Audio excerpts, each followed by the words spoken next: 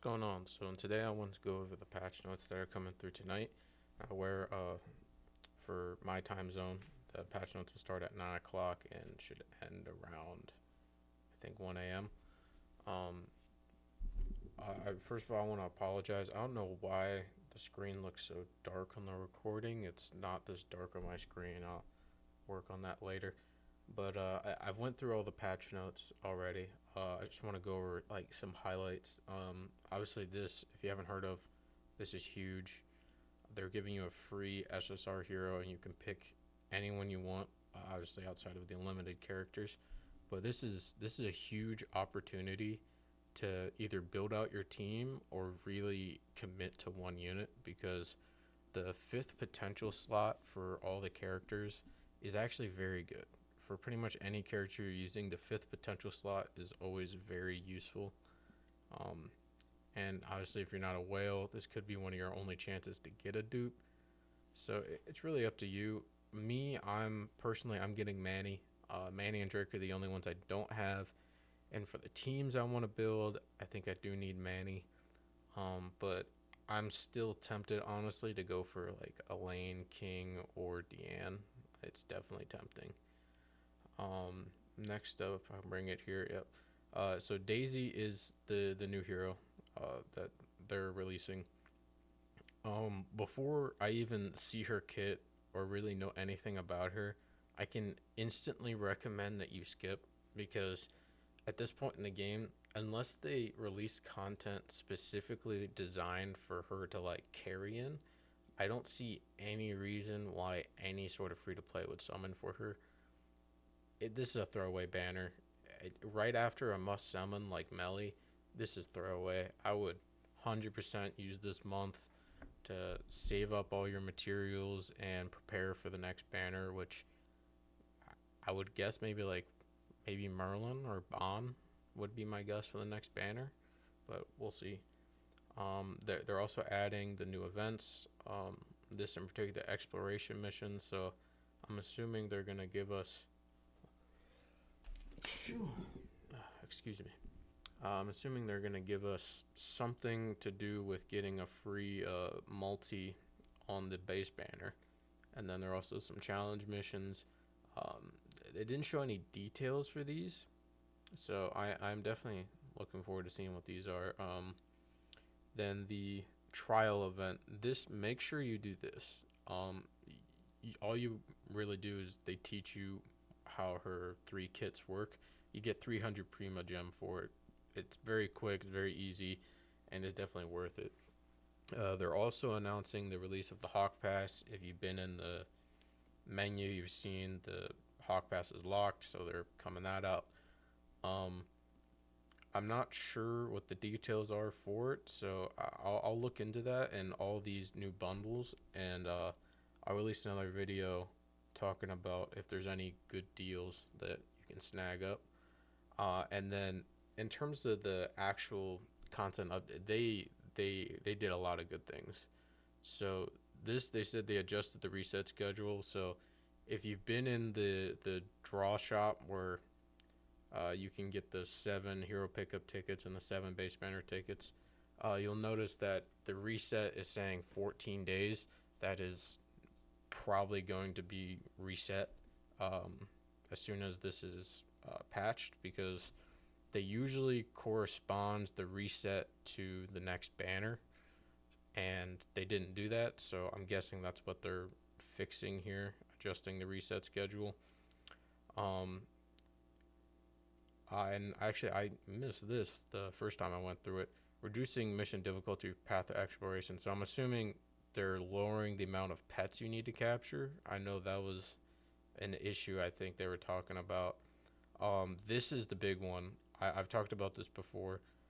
They're giving you star fragment rewards for obtaining new skins, and to my knowledge, it is 500 star fragments per skin. So that is a huge opportunity to really stack up your star fragments and prepare for the next banner. And especially if you're skipping, you get like a whole month to just grind skins. You're just grinding nothing but skins materials, rack up the platinum, work on hell and maybe abyss. Who knows what the rewards will be it might be even easier to make gear. They may drop like multiple gear sets instead of just one. That would be very nice. This I'm not quite sure what they mean by that. Adding an option to toggle other players' combat effects. I'm not aware of like if that was an issue for people. I was a little confused by that. This is another huge one. Adjusted certain hell difficulty boss patterns. They addressed this in the patch, or then in the dev notes before.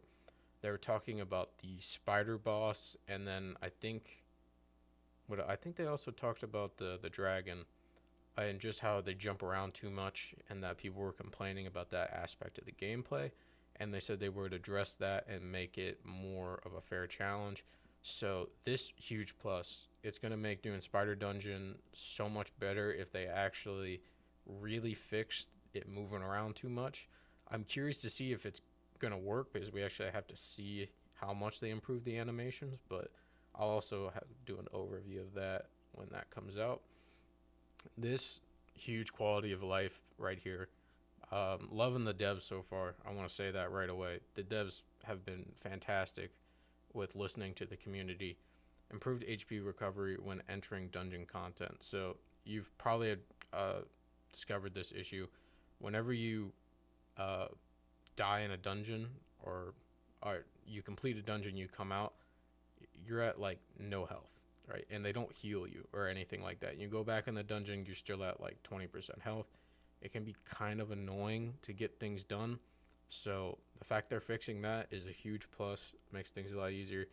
And then they said improved acquisition of gathering materials. So as very niche, I know what they're addressing, which is the annoyance of the day-to-day grind in terms of gathering materials. If you grind every day, you know what I'm talking about. It's very boring, it's very tedious with a lot of the stuff you need to get, especially for crafting. So I'm wondering what this means. I think they were talking about like auto farming, but I'm not sure how they're gonna go about that. Uh, Once again, I've said this so many times, but as soon as patch release, I'm gonna try to go over all this stuff in the game and see just exactly what kind of changes they made and how that impacted the game. They also increased early progression, material acquisition, and adjusted rewards. So I'm guessing that means more rewards early on. Um, I didn't really feel like I got screwed over with rewards early on, so I didn't know if that was a problem, but this is massive. Improved cube key usability.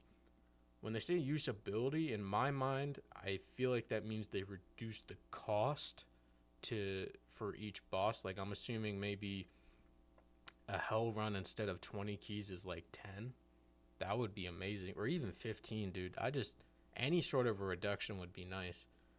Also, if you were trying to, um, oh, they already added this in on the 7th, but if you were trying to join a party, I had this problem as well early on when I was struggling with hell. Getting on a party is very annoying in a lot of situations. Like sometimes it would take me up to like an hour to just get in one party. I didn't encounter this issue here, so if anyone did, that's fixed. And then they said various systems improvements and fixes, so I'm assuming they're patching quite a few bugs, but of course, new update, there will probably be some new ones. And that kind of wrapped up everything with the notice. You're going to be getting 300 for free just because of the maintenance. And just as an overview, I wanted to say I really, really like the devs for this game. Everything in these patch notes right here is what you want to see from a game developer. I mean, I can't find a single thing I wasn't content with because, to be honest, I was actually happy that Daisy is kind of a skip character because I feel like most people summoned on Melly and it was kind of like a no doubter. Like, Melly was clearly the best unit in the game. He made progressing a lot easier and grinding a lot easier. So I would 100% say I liked every aspect of this. I am curious about the shop deals. I'm gonna definitely look into that. But all of the improvements they made, all of the quality of life assurances, the rewards improvement, and even just giving you Guild Thunder for free. Like that is very nice. And they've been very upfront about, let's see, yeah, the dev notes here. This is what they released before, and he goes into detail about all of the issues players have had and addressing the complaints that we've all made, and they're addressing them. They're listening to our complaints and they're addressing them, which I know that sounds like a very like normal and realistic thing, but you look at 90% of game developers are not doing what these guys are doing right now. So I will say months to like maybe like a year down the road, I think this is going to be the best gacha game on the market without a doubt. Because when you have devs like these with this kind of IP and this potential of a game, it's limitless with its potential. So that's it for the patch notes. I just wanted to go everything real quick before it starts, and then I'll be able to put up a bunch of new content with this new update. So I'm very much looking forward to that. Let me know what you think in the comments. And that's it.